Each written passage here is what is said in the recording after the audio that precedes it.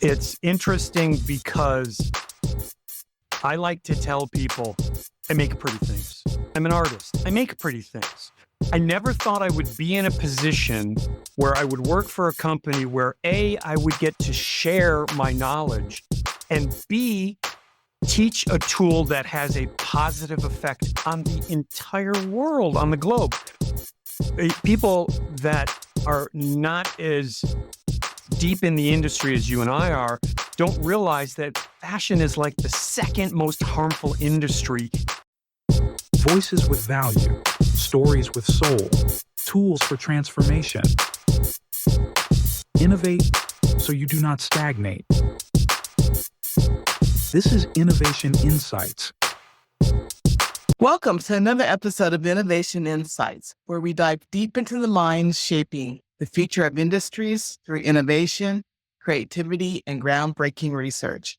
We believe that innovation happens in all aspects of life. I am your host, Dr. Eulanda Sanders. Today, we have an extraordinary guest who has seamlessly blended traditional artistry with cutting-edge digital innovation.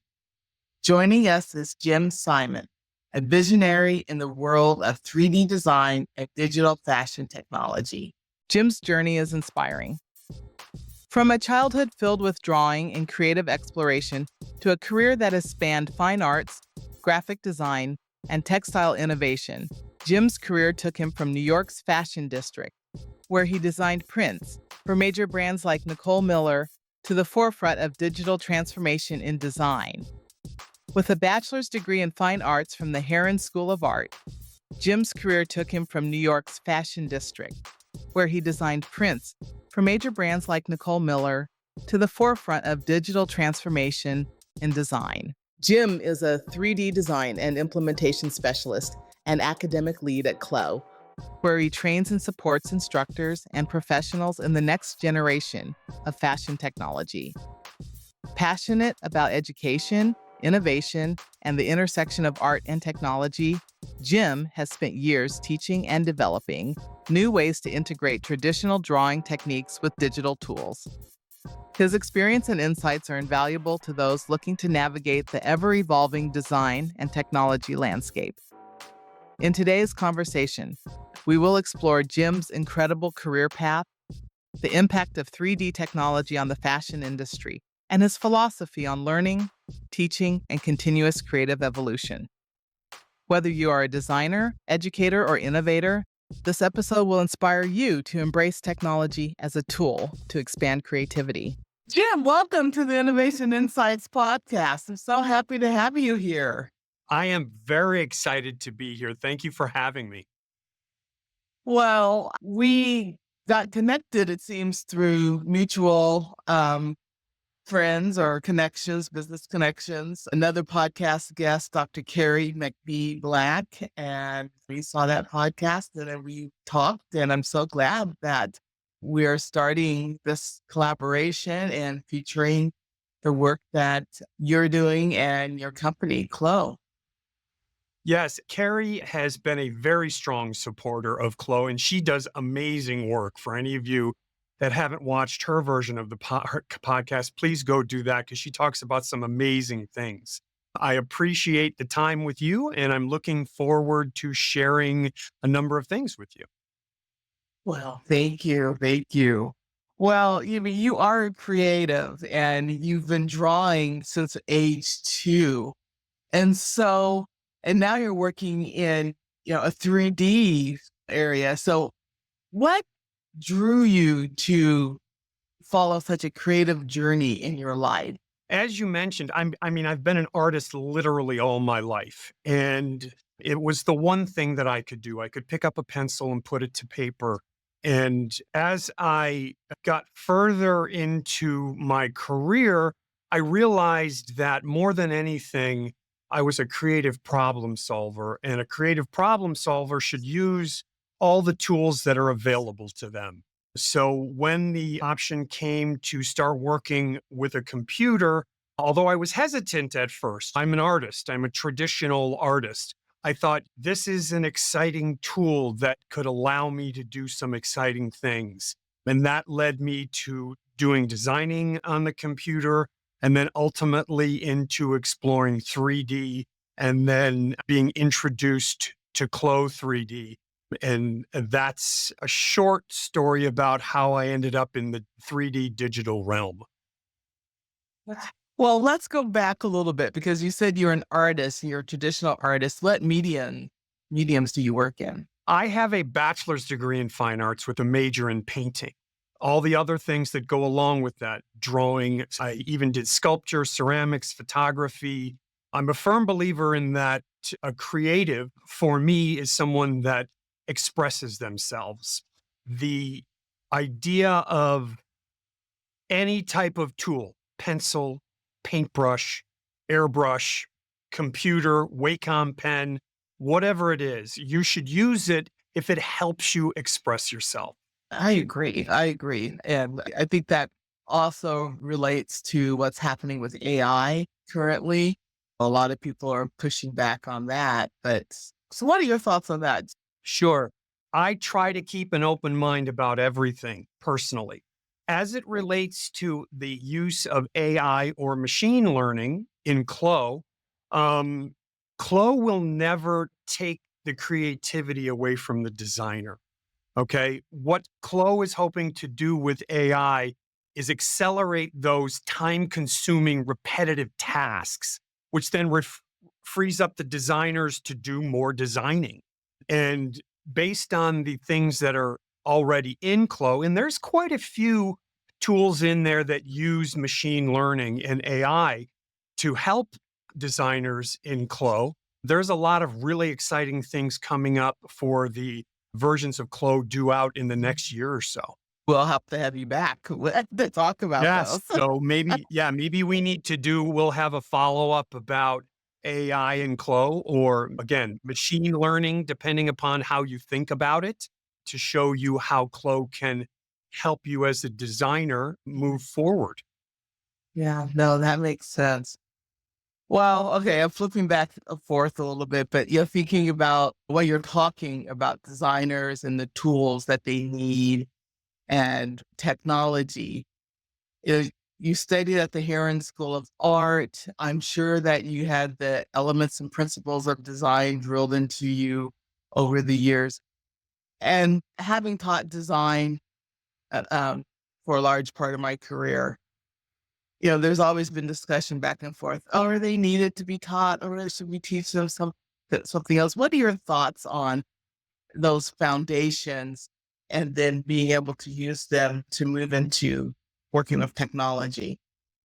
That's a really good question. I'm a firm believer that people can be taught the creative skills if they want to learn them.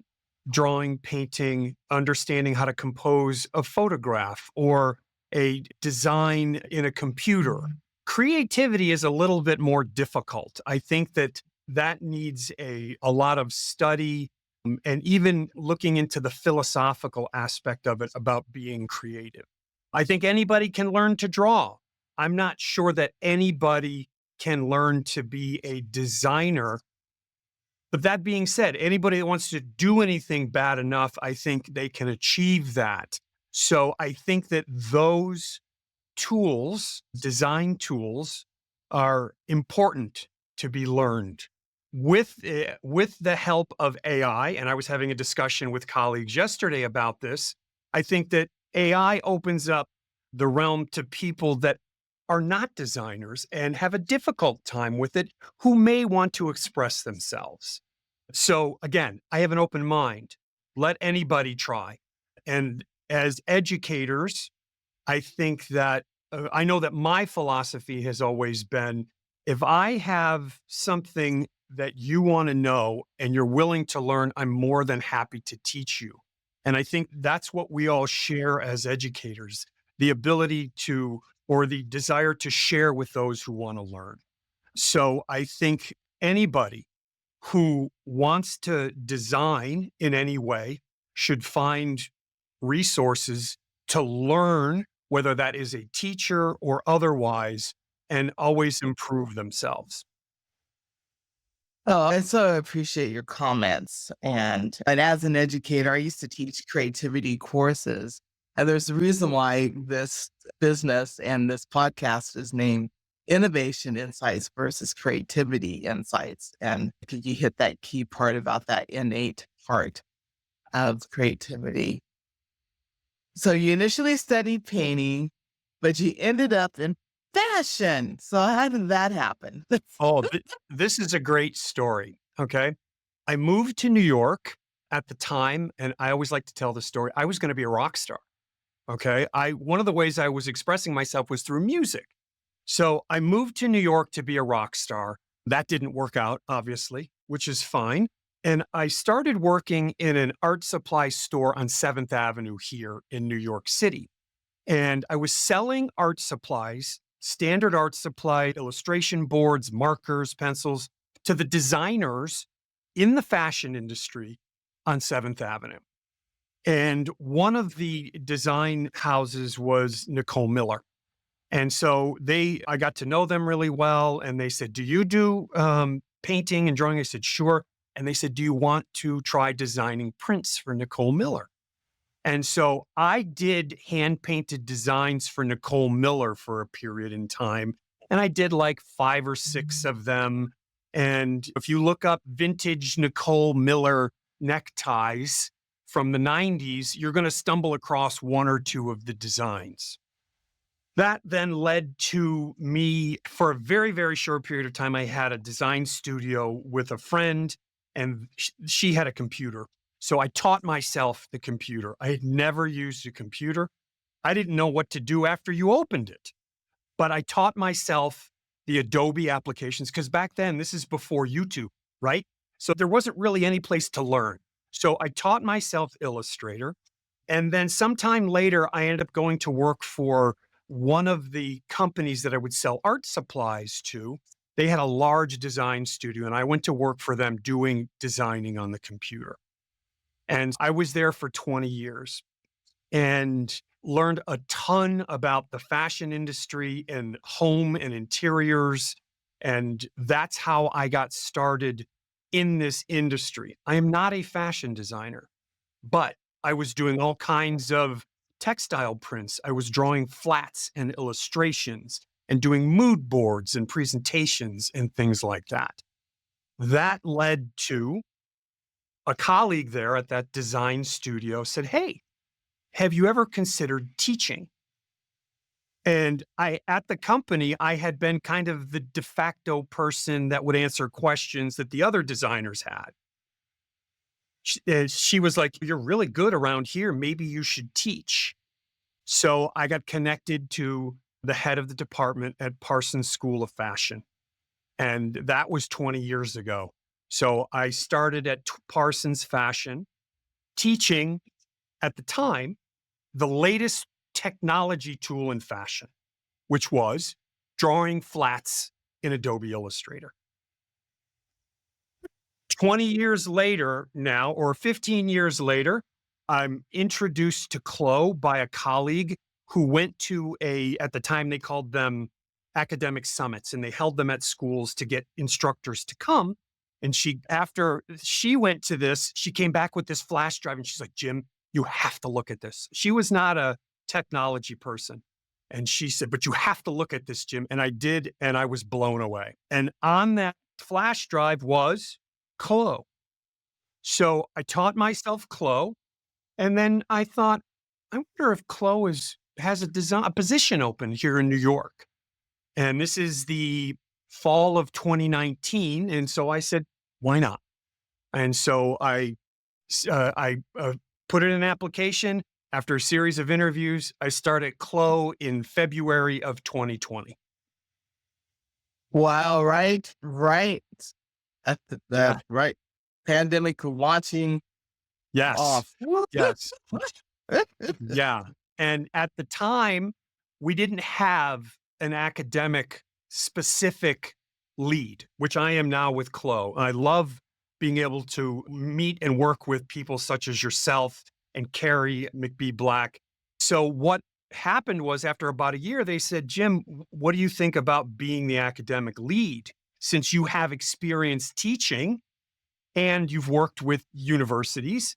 And I said, it only makes sense. I said, because I know how schools work, dealing with administration, things like that. I had been previously creating projects and curriculums and things like that for the classes. And full circle now, CLO 3D, I will be very not specific about this. I'll be very open to the idea. 3D is now the latest technology for the fashion industry. Okay. Yes, we believe CLO is the best option, but 3D as a whole is something that I can see the parallels between 3D and learning to do flats in Adobe Illustrator. Okay. There was resistance back then for Adobe Illustrator, right? Oh, how could you do that? Flats, hand drawn flats have more flavor, more personality. But once you understood how it improved your workflow, you were like, you know what? This is a tool that I should know. And now it's ubiquitous, right? So we think CLO is that tool which will help all designers, new, established, whatever, to improve their workflow, not replace anybody, because the creative skills that go into it, whether it's the designing skills or it's pattern making or garment construction, those are paramount to succeeding with CLO. You can't understand the fit of a garment virtually if you can't understand it in real life. So CLO, we feel, is the most accessible, easiest tool to help the designer move into the 3D format.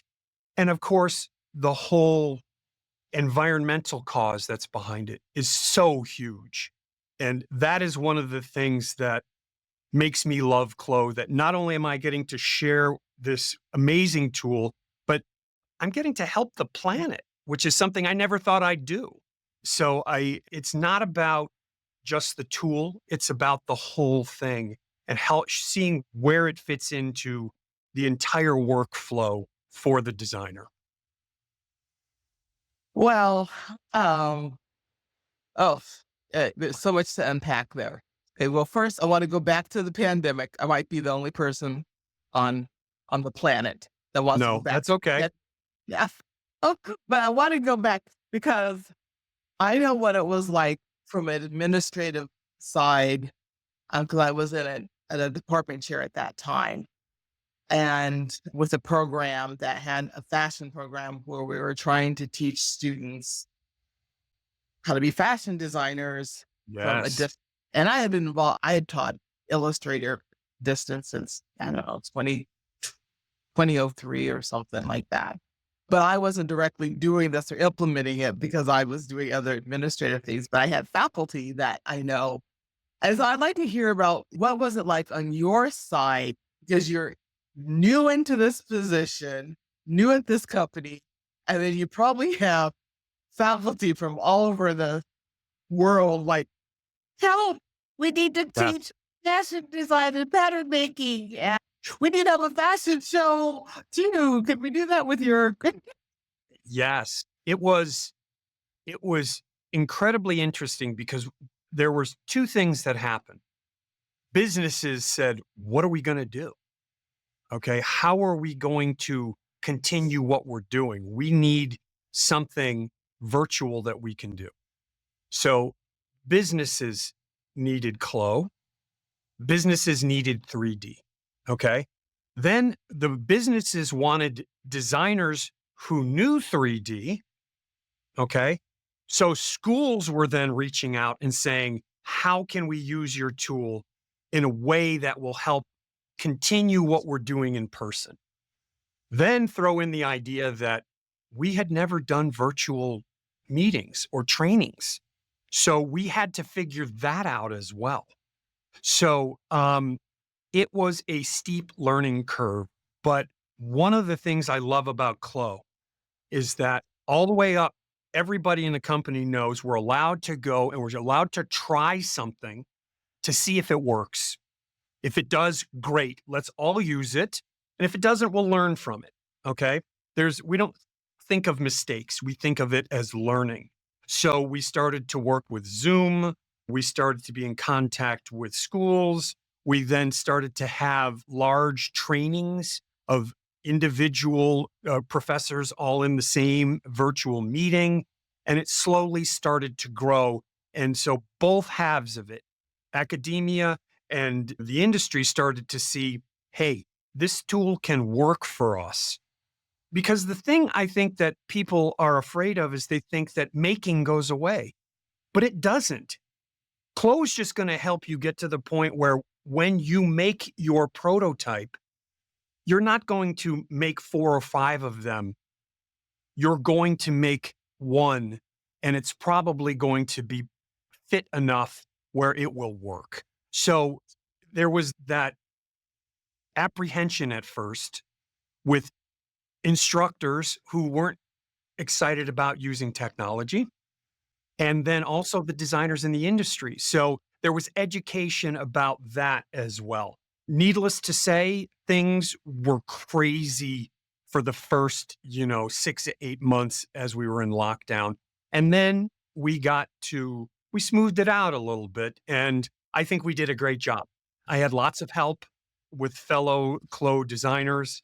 But the pandemic showed people that you should use all the tools that are available to you. And I don't see it as, it was a bonus for our company. I see it as just be open to all kinds of tools because they might be the solution you're looking for. I think that's such a way to reflect on it because there are so many lessons that we learned from the pandemic. And I think one of those too is embrace the tools that we have. There are different ways of doing things that we can get things done. And so thank you for that. Sure. Would you talk a little bit more about CLO in case there's members of our audience that don't really even know what is CLO and what's this whole CLO 3D and what is Sure. it? Sure. Here's how I like to tell people about what CLO can do for you. So I get a question from instructors when the students say, "Okay, I sat down in front of a CLO. What does CLO do for me?" Okay. The idea in CLO is that you can start with a blank workspace. And if you have a vision about how to create pattern pieces and then a real world prototype with, and it's a very straightforward workflow.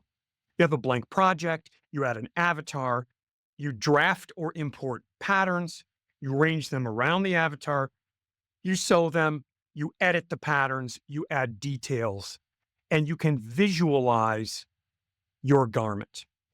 The technology in CLO is the same technology as in our sister software, which is Marvelous Designer. Why do I bring this up? Well, everyone has seen how Marvelous Designer is used because Marvelous Designer is in every Marvel movie. It's in all EA sports games. The Lord of the Rings was made using Marvelous Designer to virtualize garments in the CG and gaming industries. And CLO does the similar thing with specific tools geared towards fashion. So you can have an avatar that is the size of your fit model and visualize your garment so that when you create your prototype, you already have bypassed any need for multiple physical samples. You haven't had to ship anything from Asia. You haven't had to bring in other people and measure and make changes. It can all be done virtually. We have companies telling us that they are removing 3 and 4 layers of prototyping and saving hundreds of thousands, if not millions of dollars by using this technology.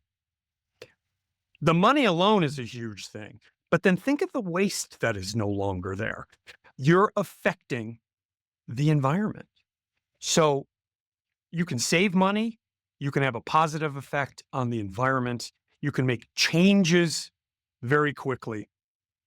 I think those things enough are worth the investment that you make in not only training designers going out into the industry who can help change the way the industry works, but then the industry can use it to shape their own business and the world at large.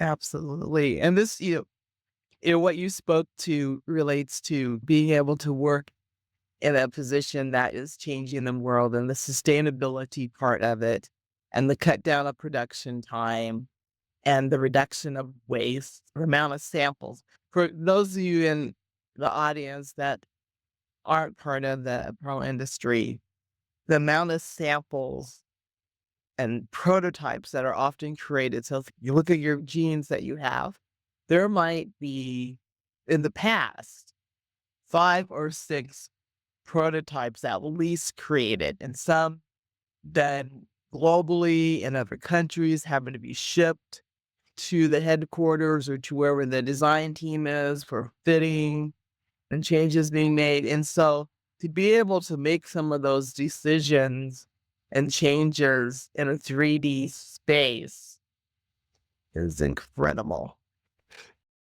It's interesting because I like to tell people I make pretty things. I'm an artist. I make pretty things. I never thought I would be in a position where I would work for a company where A, I would get to share my knowledge, and B, teach a tool that has a positive effect on the entire world, on the globe.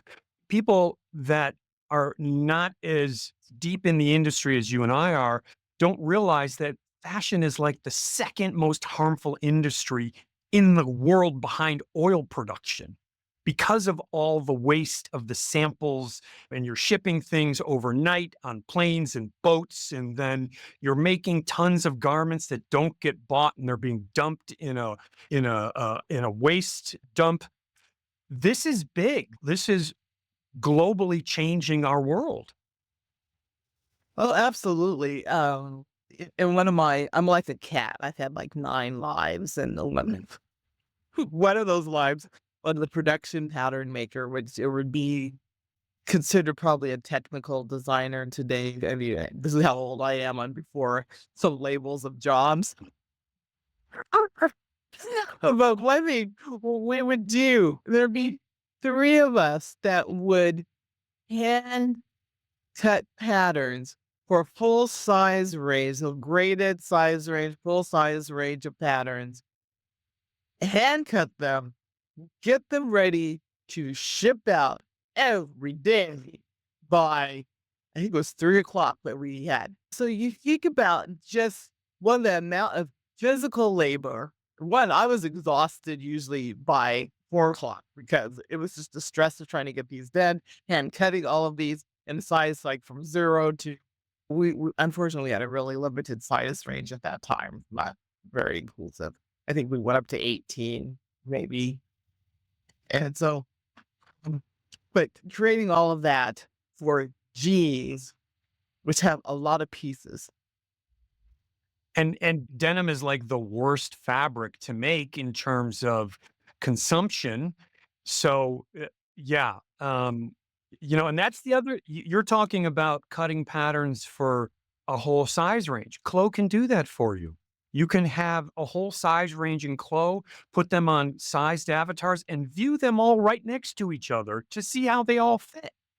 Yes, you're going to have yeah, And that's this something triangle. yeah, that's something you probably thought, "Oh, that'll never happen."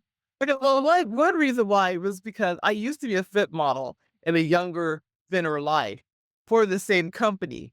And so the basis of the fit of these jeans were if Eulanda complained that they were too tight. At that point, I think it was a size 6. So size 6 Eulanda complained that they were too tight. So they were probably really squeezing me into a size 4. And then the whole size range then was based on it's Yolanda's preference. The Eulanda factor. Yeah, yeah, which is ridiculous. So, what you're saying now to be able to prototype these and see them and look at pocket placement, design lines, seam placement on a variety of sizes is so important. Very much so. Absolutely. I never thought I'd be, again, I said I make pretty things. I'm not a doctor. I'm not a philanthropist. I'm not a lawyer. What can I give back to the world? I can make pretty things. That's one of the inspirations behind teaching is that I can give that back. And again, full circle, I'm having a positive effect on the environment. Huge, huge thing, and very important to us here at CLO. It is one of our missions to do this.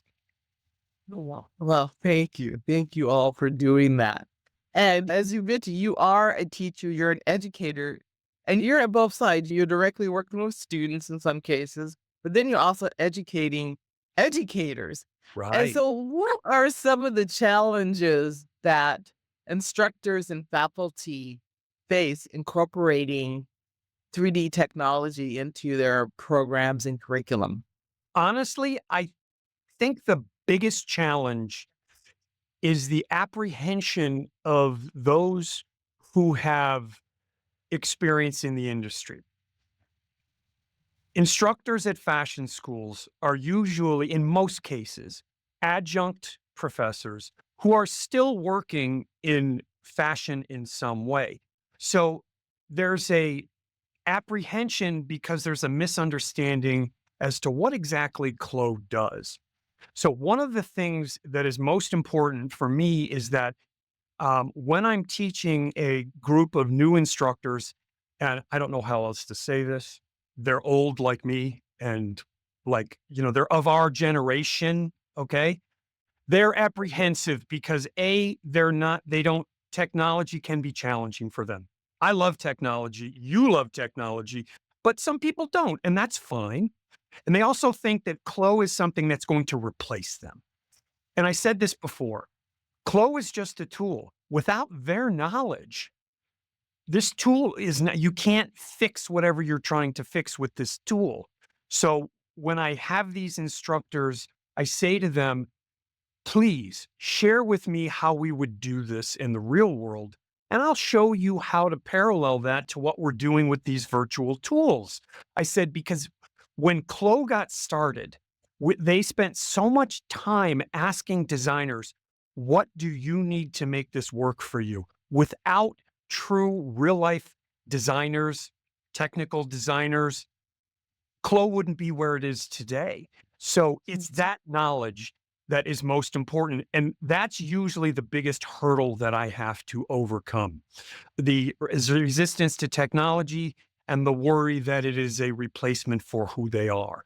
And once I get past that, I think that it becomes a very symbiotic relationship. They share with me, I share with them, and I can understand. I have them teach me because I am not a fashion designer or pattern maker. So I have worked with a couple pattern makers in the past. We have other designers at CLO that are very good with pattern making. So I have resources, but I have them teach me as I'm teaching them and saying, this is how you would add a dart here in CLO. And this is why in CLO, it doesn't keep the fabric, it cuts the fabric when you make a dart. But here's how we put that. And they go, and then they say, oh, okay, I understand. So that's the biggest challenge. And I'm humbled to say in most cases, I'm able to get them past that because I get it. There's not everyone has the same understanding as I do. And it's my job to help them succeed. And I will be with them every step of the way. When you purchase a license with CLO, whether it is through for an academic institution or an industry partner or an enterprise client, what you really get is our full support. We're here to help you every step of the way. I'm a bit obsessive about answering emails. I like to keep that, I don't like to see that red dot on my email that I've got something there. So I always answer almost right away just so that I don't forget. Right. And that to me is the thing. People think, Jim, you don't have to do that. I'm like, I do for me because otherwise I'm going to forget. So, and once we get past that apprehension and they know that I'm here to help them every step of the way, it goes pretty well. Oh, that makes sense. And it's really great to have industry partners who are offering products like CLO for academics to partner with. It's so important. So important. What advice would you give students or young designers who are out there either getting ready to enter the industry or in the industry? This goes back to understanding all the tools. But I think in this case, maybe we turn it the other way. Young designers nowadays, they all work on computers, right? They are born with a computer or an iPad in their hands. But go back and understand we would refer to as the old school ways, put a pencil to paper, cut a pattern, understand, reverse engineer a garment in real life, and then use them all. Put them all in your toolbox, okay? Have tried all the tools. That to me is the most important thing because when it comes down to it, let's suppose you don't have technology. Your power goes out or something, or you don't have a Wi-Fi, you don't have your computer, sketch in a sketchbook to get an idea out. Those type of things don't ever go out of style because I always believe it starts with pencil and paper. Okay. I don't think it's the only way, but I think it starts there. And so you can't really succeed without having a full understanding of all the tools. And for new designers, it's not surprising that they know how to use Photoshop and Illustrator, and maybe they use CLO, and that's great. But I would think nowadays, coming out of school and being able to say, hey, I can draw a fashion flat by hand, I can draw it by Illustrator, I can do a fashion sketch in watercolor or markers. People would look at that and go, that's pretty cool that they know all of these things. Person is serious. And like anything else, you're learning something new, which is never a bad thing. I so appreciate that because that really aligns with what my philosophy has always been developing fashion curriculum is that you teach it both the manual by hand, analog, whatever you want to call it, method, but also the digital. I've been an early adopter of technology my whole life, but having that understanding really too is really important. And I think that those manual techniques, again, if you know how to cut a pattern, you can be successful in CLO. If you know how to draw a flat in Illustrator, you can draw a pattern in CLO using a similar tool. So if you can draw a sketch of a pattern on a piece of paper, you can put that in CLO and trace it and get a pattern. It all relates. The best tool for the best solution. And unfortunately, if technology isn't available or fails, you can still go ahead and move forward and get something back. Yes, exactly. Exactly. I know Not the crack of technology. my many of my colleagues here go home on weekends and Monday, what'd you do? Oh, well, I worked on a drawing, I worked on a sketch, and oh, I made a dress, repurposed some fabric. So Yeah. that's our escape is to go back to the tools that we remember that we started with. But it all helps as a whole. I think as a creative, you're constantly taking from the world around you. And I think that a good designer does that and learns from, oh, that's a terrible font in that sign. Why did this is me and my wife walking down the street, right? Oh, those fonts, there's too many. And she's, what are you doing? I'm like, I can't help it. This is what I do. But I think it's a point of view. It's a overall mindset. So don't be afraid to learn. Don't be afraid to find a new tool and give it a try and adapt it into your workflow. And CLO, we think, is the best tool for the garment designer. Well, and I also want to get your views and perception on AI. We've touched on it some in automation, and you said that there's some things that are going to come forward, and so we'll have to have you back to talk about that. But what do you see about AI and automation? I've been spending a lot of time learning about automation and trying to automate processes for innovation insights. Yeah. I have tried, as I said, I'm a painter. Okay. So I often use some sort of image that I have either taken or found as a point of reference. So I thought, oh, I'll try AI, generate an image of what I'm looking for. Okay. I understand the process and I have tried a number of times. I think I'm hindered by I have a very specific vision of what I'm looking for. And what I get from AI never really matches what I'm wanting out of it. So, not to say that it doesn't work, but I personally feel like it's not giving me the vision that I'm hunting for. Yes, you have to be very good at understanding the prompts that you put in there, especially for images. You have to be very specific. As an artist, my whole life, I would just find it easier to find 3 pictures and do a sketch and combine those pictures. So I think you have to use AI the way, again, it's a tool. How can it work for you at what point? So, sometimes if I'm writing something, we actually have CLO has its own AI that we use internally so that if we're writing something at lengths and want to put in some bullet points about it, it will generate some copy so that we can do that. Sometimes I use that and I go, oh, that's a good start. And then I'll edit it. Um, but I'm so specific and have been so specific about every aspect of my creativity for so long, it just doesn't meet what I'm looking for.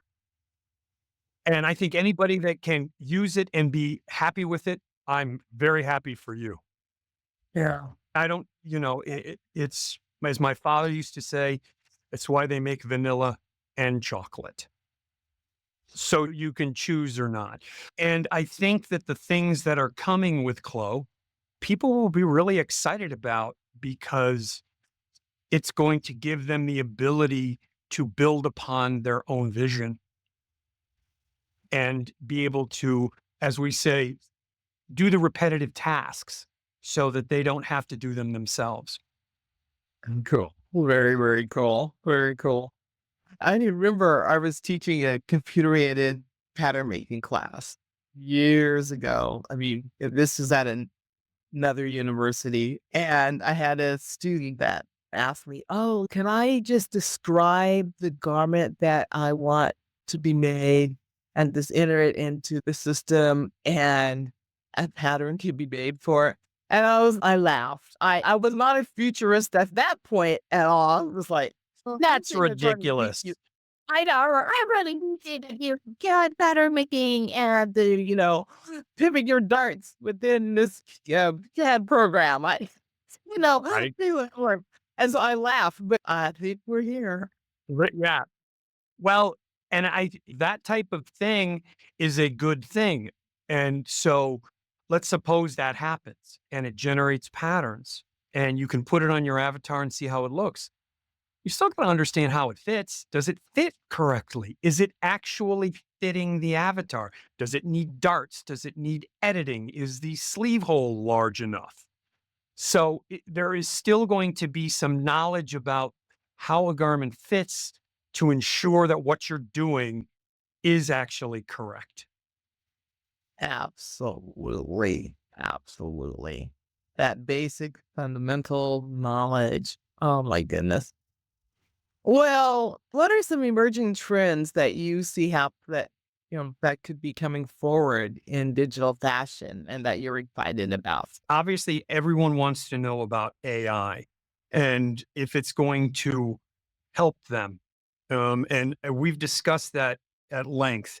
The other thing that I think is interesting is that this concept of 3D in and of itself is becoming more and more accepted because people are starting to see how it helps. As is with fashion, we know technology can be something that they can be very resistant to.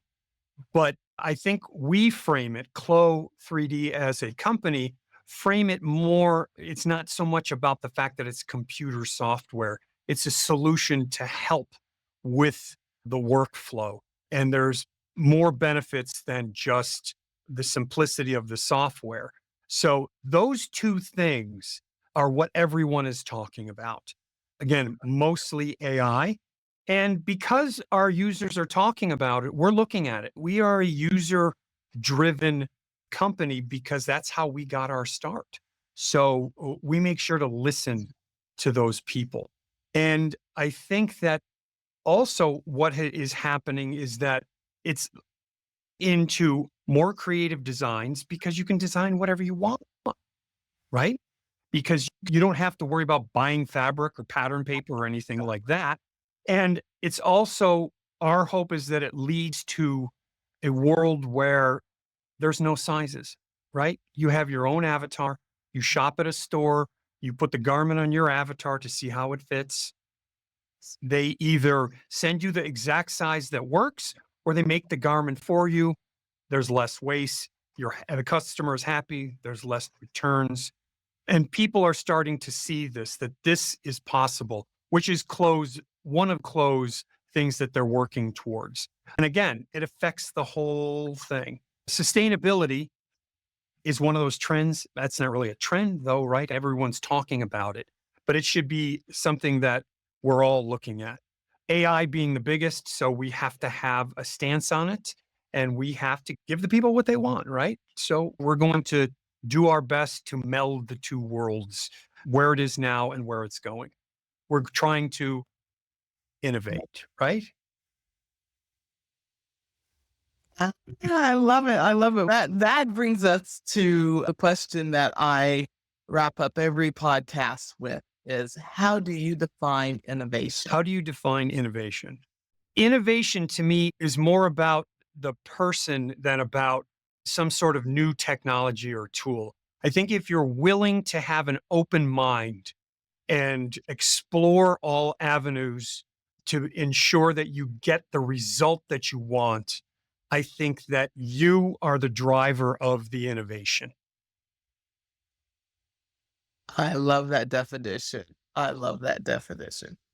Yeah, it puts you right in the driver's seat. Yes. Jim, thank you for being here. This was just delightful. And very insightful. Thank you for having me. I hope that this inspires anybody in any way to go the next step in whatever they're trying to create.